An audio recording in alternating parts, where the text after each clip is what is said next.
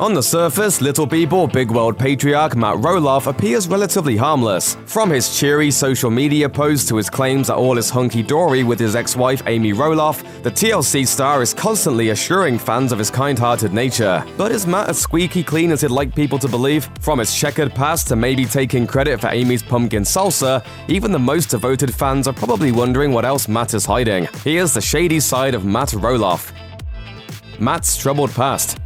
Before he made his debut in the show in 2006, Matt suffered from a myriad of troubling issues. He was even addicted to cocaine in the 80s, an experience he detailed in his 1999 memoir, Against All Odds, Being a David in a Goliath World. He wrote in the book, "I never thought I'd be someone who used drugs, but it happened. I thought I could just try it and get out of it, but I was wrong." Matt overcame the addiction with the help of his family, but he may have turned to alcohol a few decades later. He was arrested in June 2007 for a DUI, but was later found not guilty.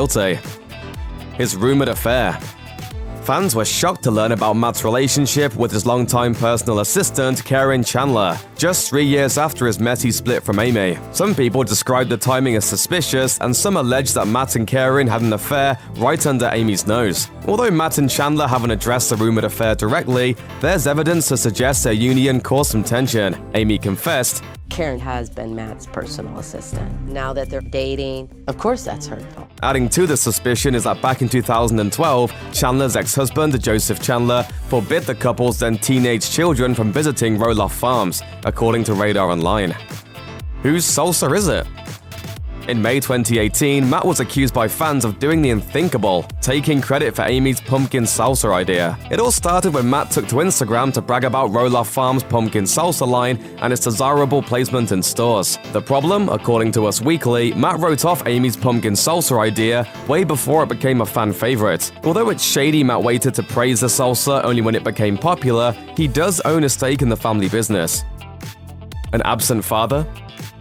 Although Matt leads people to believe he's close with all of his children, this might not be the case with his youngest son, Jacob. According to his book, Out to Sea, Jacob praised the Roloff family's late friend Mike, but didn't say much about Matt. He wrote, "I appreciate Mike's influence on me a lot. He would get me reading popular mechanics and popular science. I expanded my mind and learned new words from the writing inside those magazines." Matt, on the other hand, only made it into 2 sentences in the book. Jacob wrote, "My dad taught me practical, mindful things like chess, how to build a fire. He was also a great storyteller, sitting all his kids by the fire."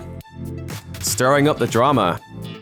Sadly, Matt occasionally uses his kids to get under Amy's skin. In 2017, Matt supposedly let Chandler exclude Amy from his 56th birthday party at Roloff Farms, where Amy lives and works. What made matters worse was that Amy's kids and grandkids were invited too, an eyewitness told the Daily Mail. The odd thing was that Amy Roloff was on the other side of the barn doing meet and greets with the general public and wasn't asked by Karen to participate. It definitely felt like she was being usurped at her own farm by Matt's new girlfriend. The especially unfortunate part about the situation is how Matt and Chandler's rumored pettiness affects the Roloff kids. The source added, "The kids seem caught in the middle. This was baby Jackson's first day at the farm during pumpkin season. It was kind of a big deal and Amy was shut out.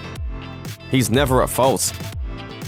Apparently, Matt isn't happy with producers on the show who are supposedly hell-bent on making the story appear negative. Matt felt compelled to speak out after a disgruntled fan posted on Facebook, "Used to love this show and watched every season from the beginning, but there's too much stress and tension involved, makes it unpleasant to watch anymore." Matt then passed the blame, replying, "I totally agree. For some reason, these new producers, editors that come into work don't know this show and want to amplify the negative." While it's possible producers splice the footage to highlight the drama, it's unlikely the Discord is entirely fabricated. It seems Matt is working hard at producing his brand just like the show is producing the drama.